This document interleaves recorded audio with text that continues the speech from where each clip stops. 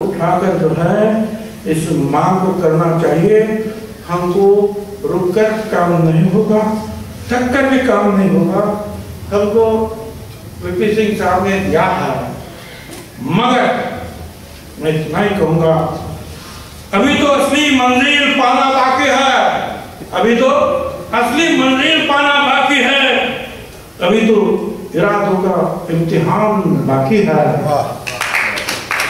अभी तो तौली है मुट्ठी भर में जमीन, अभी तो तौली है मुट्ठी भर में जमीन, अभी तो तोड़ना आसमान।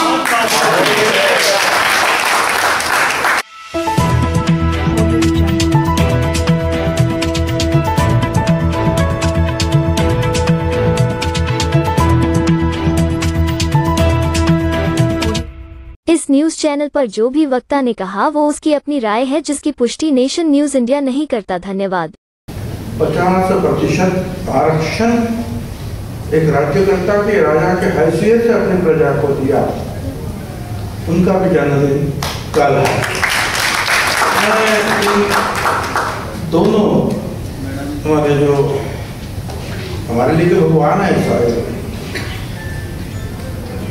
महात्मा ज्योतिराव फुले, सावित्रीबाई फुले, छत्रपति शिवाजी, बाबा साहेब अम्बेडकर, वीपी सिंह साहब, हम लोगों के लिए तो भगवान जैसे है। बाकी के तो भगवान तो बहुत सारे हैं, मगर इन्होंने जो है हमको ऊपर उठाने के लिए कीचड़ में से जो है हाथ देकर ऊपर उठो, चलो, बोलो, झगड़ो, ये सब सिखाया। वही हमारे देवता हो सकते हैं भाई, और कौन देवता हो सकता है? वीपी सिंह साहब के बारे में आप सब ने बहुत कुछ सुना अब तक। 60 साल तक लड़ाई चली, 60 साल तक ओबीसी को आरक्षण मिलना चाहिए, ओबीसी के लिए कमीशन बैठना चाहिए, जो बाबा साहब अम्बेडकर ने संविधान में लिखा था। और बाबा साहब अम्बेडकर ने भारत सरकार के मंत्री पद से जो इस्तीफा दिया, उसमें जो 3 कारण थे, उसमें ये एक कारण था कि मैं 2 साल से बोल रहा हूं कि इस ओबीसी का एक आयोग निर्माण किया जाए, उनके बारे में जानकारी जमा कर दी जाए, उनको मदद की आवश्यकता है, आरक्षण की आवश्यकता है, दी जाए। नहीं दे रहे हैं, उन्होंने इस्तीफा दे दिया। उसके बाद कालेकर कमीशन आया, उसमें तो मुझे बहुत हंसी आती है आज तक। तो कालेकर कमीशन, वो चेयरमैन थे कमीशन के, और उन्होंने जो है रिपोर्ट तैयार कर दिया कि भाई ये ओबीसी को जो है सब कुछ देना चाहिए, आरक्षण देना चाहिए, सब कुछ देना चाहिए। सबमिट किया और ऊपर से डांट मिली। कौन डांट मिली, कौन इसने डांटा दे तो नहीं बिल्कुल, मगर उसने फिर एक चिट्ठी लिखी कि भाई मैंने आपको जो है हमारा जो सारा पूरा सवाल जो है वो तो सब दिया है, मगर मैं इससे जो है सहमत नहीं हूँ। तो पहले इस पे सिग्नेचर है, बाद में डाक गिरी तो बोले मैं सहमत नहीं हूँ, बस ठंडे में सारा सब कुछ गया। बाद में जो है मंडल कमीशन की स्थापना हुई, वो उसका भी जो है दिया गया, वो भी 10 साल तक ठंडे बस्ते में रहा। और फिर जो है वीपी सिंह साहब हमारे लिए देवदूत जैसे बनकर, और उन्होंने जो है ये इसको अंजाम देने की बात कही। और आप सबको मालूम है, जब मंडल चला तो वहां से कमंडल दिया। अडवाणी साहब ने रथ यात्रा निकाली, तो लालू प्रसाद यादव जी ने उन्हें जो बिहार में उसका रथ रोक दिया, गिरफ्तारी भी।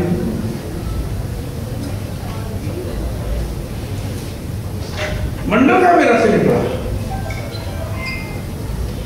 मगर हम लोग मंडल रथ के बारे में बोलते नहीं आज। कमंडल का रथ जो है वो तो भारी हो गया भाई।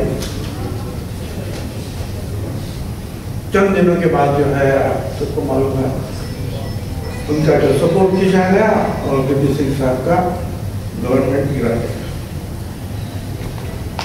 वीपी सिंह साहब ने चंद लफ्जों में ये कहा, वो कहते हैं मंडल कमीशन पर फैसले से पहले मेरे किए हर काम बहुत महान थे और इसके बाद सारे काम देश विरोधी करार दिए गए।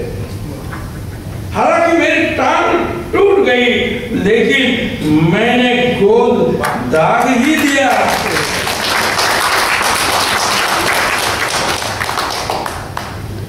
फिर आगे वो कहते हैं कुछ भी किया जाए तो उसकी एक कीमत देनी होती है। ये नहीं होता कि आपने कुछ किया और बाद में अफसोस करने लगे।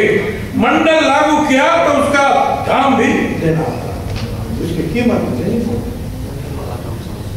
आजकल कितने लोग हैं ऐसे कीमत देने वाले हमारे देश में? क्या ओबीसी के लोग सत्ता के ऊपर नहीं है? एमएलए नहीं है, सांसद नहीं है, मंत्री नहीं है? हमारे मोदी साहब ने कहा 27 ओबीसी मंत्री है। भाई कीमत देने की बात करो, कीमत दे दो।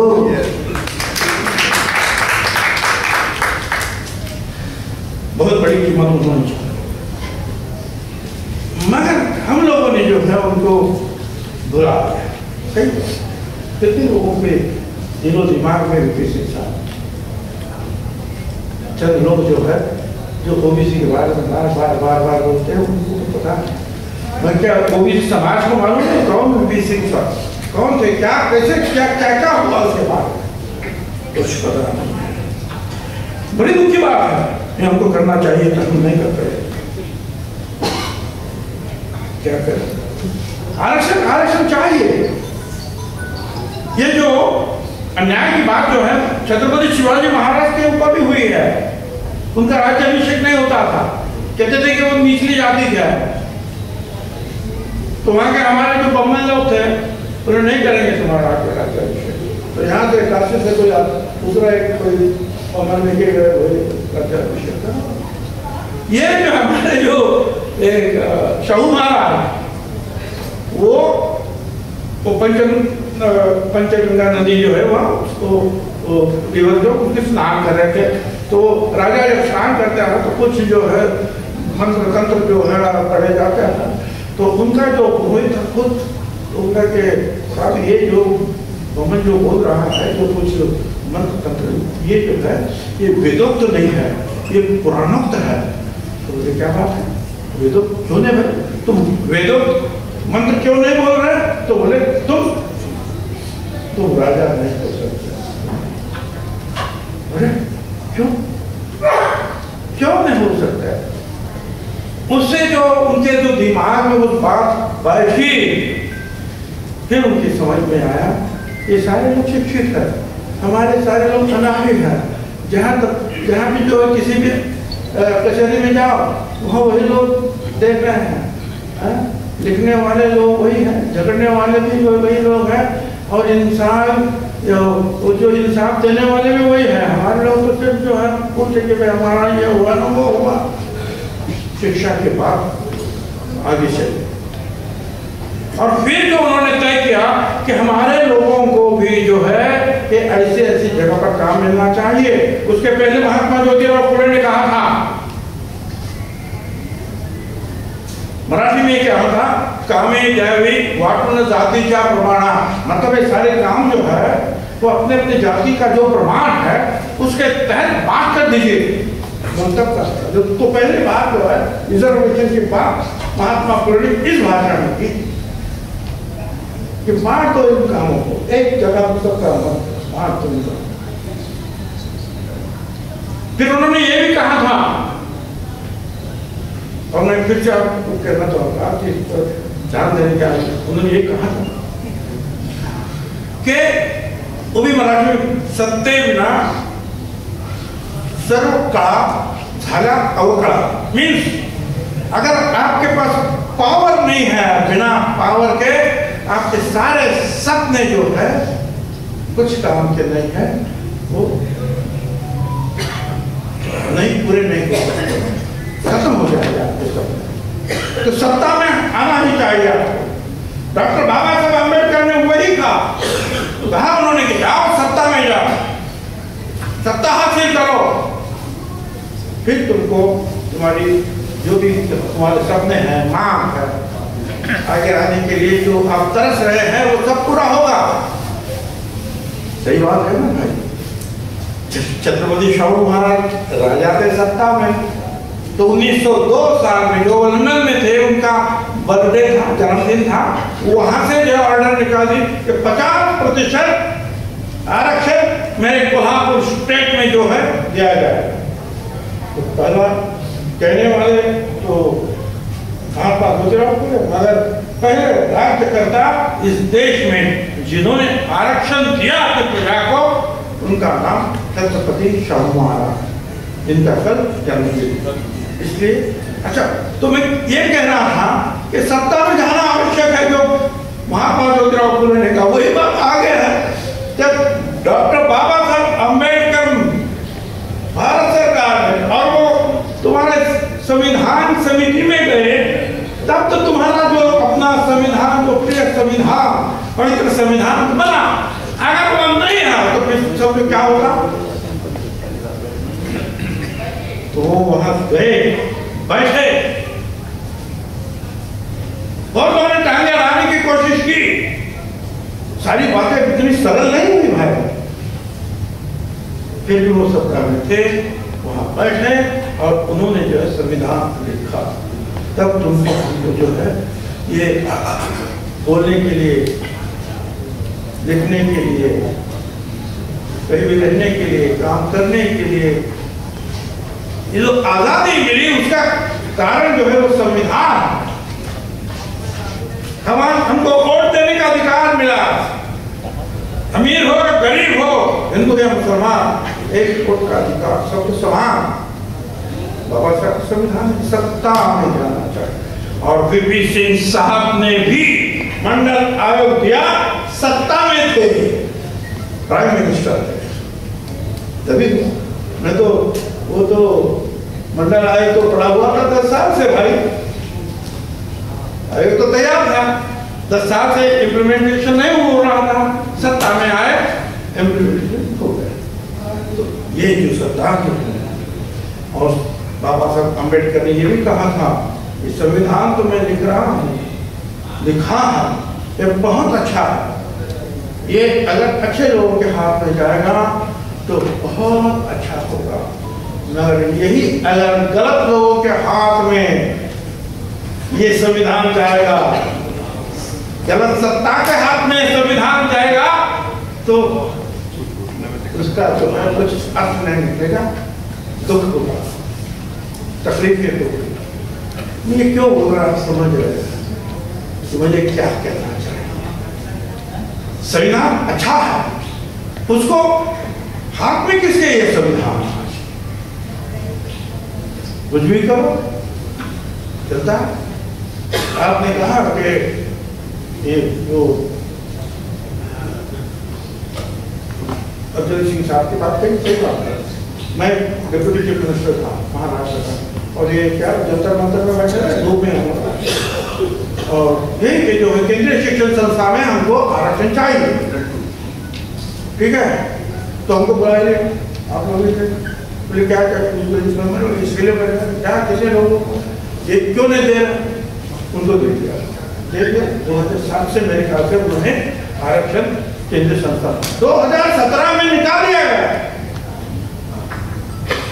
आपको पता है 2017 में उसको विड्रॉ किया, और फिर 2 साल पहले जो है उन्होंने बोला कि भाई हम आपको आरक्षण दे रहे हैं केंद्रीय शिक्षण संस्था।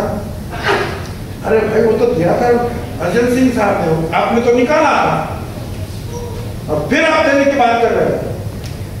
ये सारा इतिहास जो आपके सामने है, इसलिए अब फिर ठीक है हमारे 27 ओबीसी मिनिस्टर, कोई बात नहीं, अच्छी बात है, मगर ओबीसी के जो जनता है ओबीसी की, पिछड़ों के लोग जो है उनके फायदे में कुछ आवे तब ना, सिर्फ वो मिनिस्टर बन के हमारा क्या फायदा है भाई, वो कुछ करे हमारे लिए तब। आज तो सब गड़बड़ गड़बड़।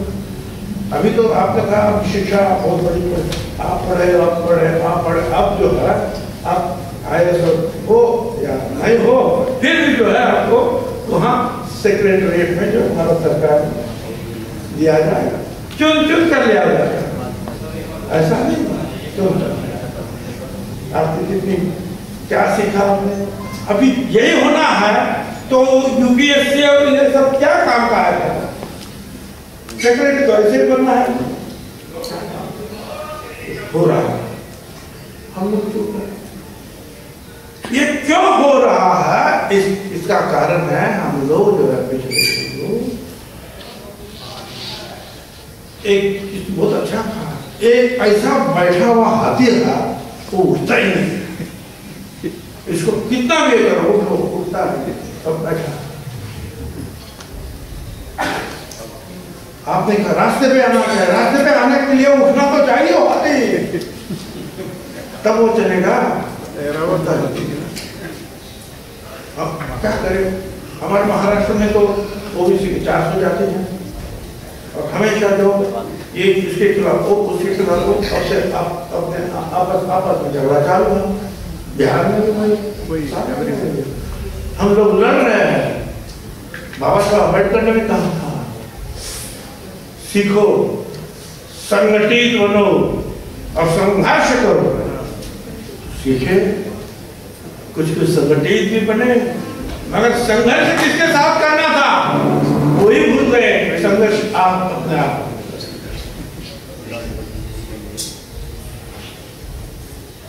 अंधश्रद्धा में सावित्रीबाई फुले, महात्मा ज्योतिराव फुले सभी ने कहा अंधश्रद्धा छोड़ो। सबसे ज्यादा अंधश्रद्धा में अगर कोई डूबा है तो वो ओबीसी समाज है इस देश का। चलो जाइए वो बागेश्वर को मानते हैं, बागेश्वर लाखों डॉक्टर कुछ मरते भी है, क्या कौन है वो उसे जाते के लोग, वो नहीं है जाता, हमारे लोग हैं। उनके लड़के वो तो अमेरिका ऑक्सफोर्ड क्या है,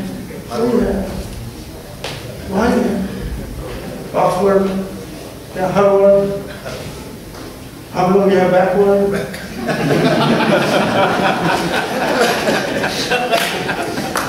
क्या करेंगे,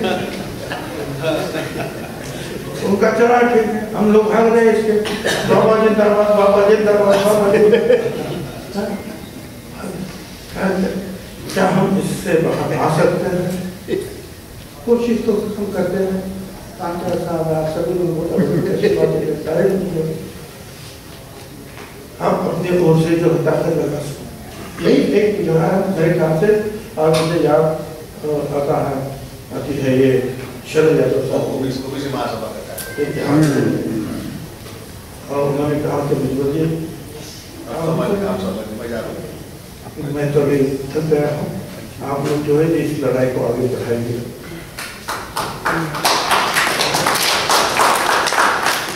ये सही बात है कि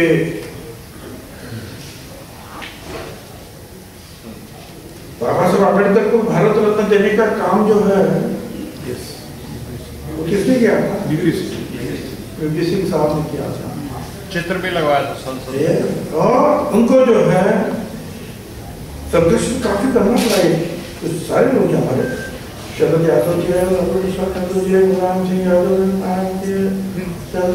सब लोग अपने अपने ढंग से लड़ते रहे।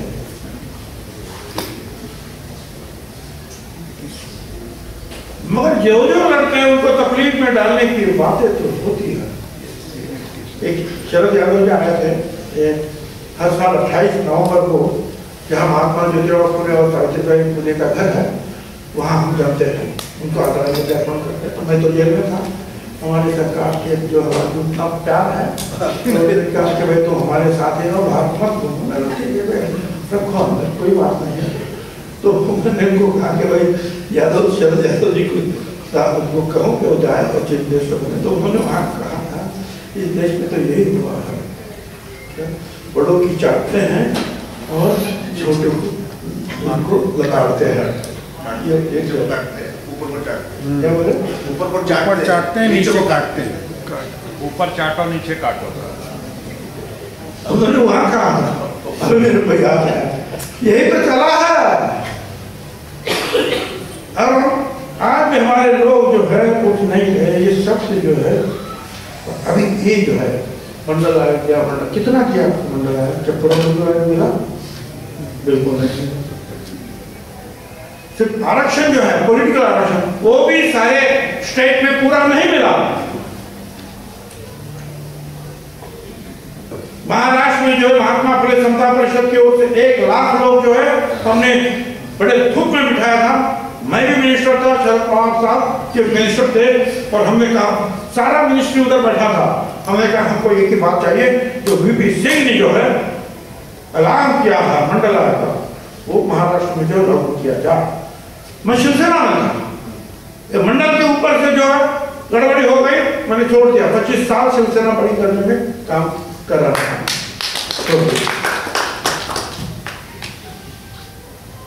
तब शिवसेना छोड़ना इतना आसान नहीं था। अभी तो कोई भी जाता है, वहां से उठता है, सूरत जाता है, सूरत से गुवाहाटी जाता है, गुवाहाटी से गोवा आता है, सब कुछ करता है। उस समय अंदर जाने का रास्ता था, बाहर आने का रास्ता ही नहीं था। तब हमने जो है कोशिश किया बाहर आए। ये बहुत बड़ी बात, छोटी बात है मेरे लिए तो छोड़ो। बात यह है कि तब उन्होंने जो है हमको ये दिया, पॉलिटिकल आरक्षण दिया, एजुकेशन नहीं दिया, नौकरी नहीं दिया। अब 25-27 साल के बाद बीजेपी का एक बंदा आ जाता है सुप्रीम कोर्ट, कानूनकर साहब वहां जज बैठा है, तभी के बाद होता है, साल भर पहले की बात। सही बात है।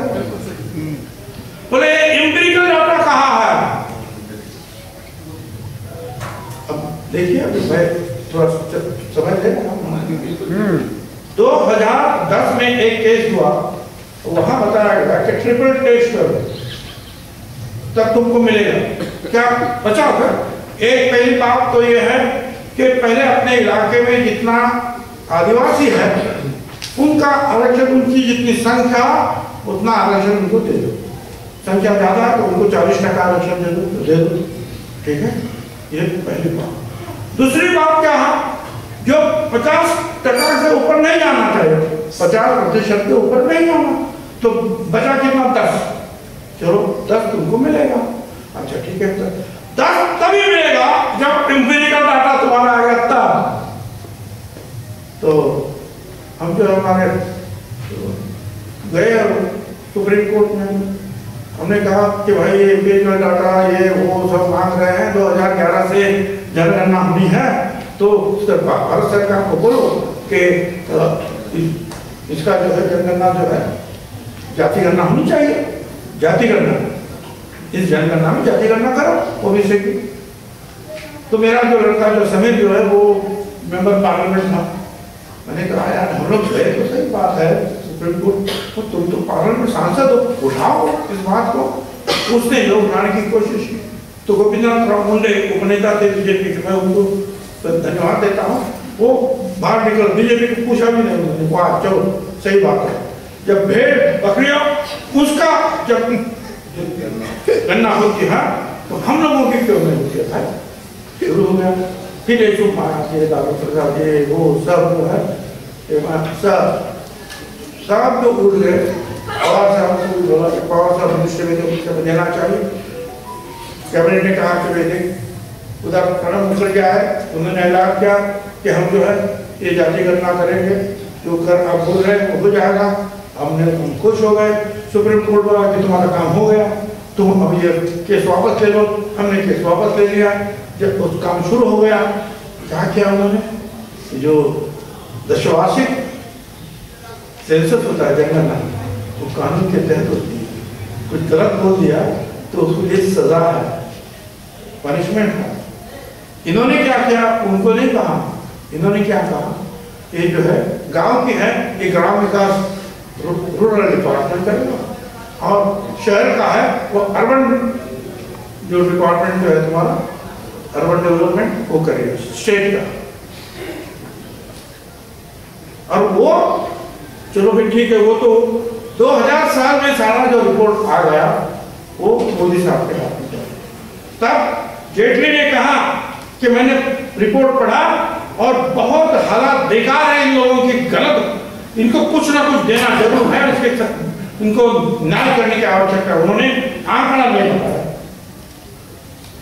और ये हम काहे के लिए चाहिए, ये जाति करना चाहे के लिए, सिर्फ कारपोरेटर बनने के लिए या ये बनने के लिए वो बनने के नहीं। सुमित्रा महाजन जो लोकसभा की स्पीकर थी, 16 एमपी की कमेटी बनी कि भाई ये ओबीसी का आप जो है अभ्यास स्टडी करो, तो उन्होंने किया और उन्होंने कहा कि नहीं, इनको भी जैसा शेड्यूल कास्ट शेड्यूल ट्राइब को जो है अपन फंड्स देके जो है इनको ऊपर उठाने की बात हम किए हैं, ऐसी ही ओबीसी के बारे में करना चाहिए। मगर हमारे पास डाटा नहीं है, तो उन्होंने जो है सेंसस कमीशन को बोला कि डाटा जमा करो। ये बात रही। एक दूसरी कमेटी हुई, मनमोहन सिंह अध्यक्ष, चिदम्बरम, राम मुखर्जी और शरद पवार कमेटी के मेंबर। उन्होंने कहा कि देना तो चाहिए मगर डाटा नहीं है। उन्होंने फिर कहा कि जाति गणना करो। किसको कहा? ये तुम्हारे सेंसस कमीशन। तो क्यों, अगर ये होता है तो जैसा शेड्यूल कास्ट शेड्यूल ट्राइब इनके लिए हजारों करोड़ों रुपए का जो फंड्स मिलता है उनकी शिक्षा के लिए, उनकी जो है हेल्थ के लिए, बहुत सारा जो है जो भी अच्छी अच्छी बातें उसमें हैं हम कर सकते हैं। इसके लिए हम चाहते हैं पॉलिटिकल तो है, वो आरक्षण वो फायदा तो मिले, मगर उसके साथ हमको ये फायदा मिले। इसके लिए जाके करना चाहिए। यहां तो उल्टा ही हो गया। यहां तो एक बीजेपी का बंदा जो है, जैसे मैंने कहा कि वो खानविलकर साहब के जो कोर्ट में गए, वो बोले इसके उनके पास तो एम्पिरिकल डाटा नहीं है। अब तब जो है हमारे बीजेपी की सरकार थी 2017, वो बैठे रहे, 19 में इलेक्शन आया, उन्होंने झट से एक अध्यादेश निकाल दिया, वो गलत निकला, हो गए। हम लोग आए, हमको मालूम पड़ा अरे कोर्ट में अभी तक केस चालू है, 2-3 साल से कोई देखा रहा। हम देखने लगे, कोरोना आ गया, अब कैसे जाए घर घर में, कौन जाए घर घर में। हमारे सब बड़े साहब ने बोल दिया था घर के बाहर नहीं निकालना, जब मैं बोलूंगा तब खाली बजाना, बस खत्म। अब कैसे हो? अब देखो 2021 की जनगणना जो है आज तक नहीं शुरू हो गई, हुई क्या? नहीं हुई। तो हम लोग कैसे करते बताइए? कोर्ट ने कहा नहीं तुम्हारा, हमको ना बोल दिया। और वो इलेक्शन ताबड़तोड़ तुरंत इलेक्शन होनी चाहिए। जिनकी जो है टेन्योर खत्म हुई, ऐसे कुछ नगर पालिका वो इनका इलेक्शन हो गया, नो आरक्षण, नो रिजर्वेशन, एब्सोल्युटली जीरो। हम करें तो करेंगे। इतने में जो है मध्य प्रदेश का इलेक्शन आया तो हमारे कुछ लोग गए उधर ही कि भाई इसका एम्पिरिकल डाटा कहाँ है ये बताओ। अब वहां शिवराज चौहान बीजेपी के बैठे थे, वो दौड़े दौड़े दिल्ली में आ गए, फिर चला बराबर ठीक ठाक, फिर कोर्ट में गए, फिर वो आरक्षण उनका मंजूर हुआ, हम भी उसी रास्ते पे गए, फिर वो हो गया। अभी यूपी आया है, उसको भी कहा था एम्पिरिकल डाटा दो।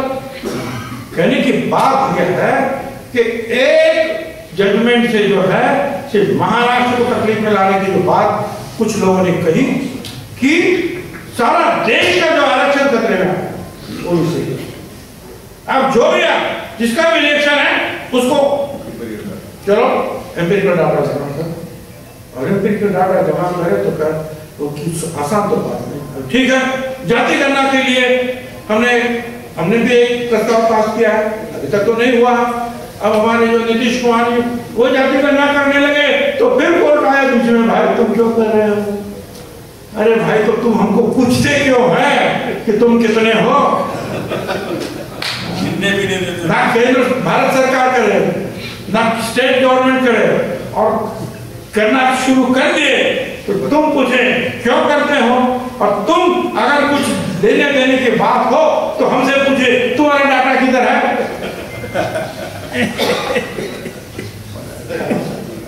क्या चल रहा है?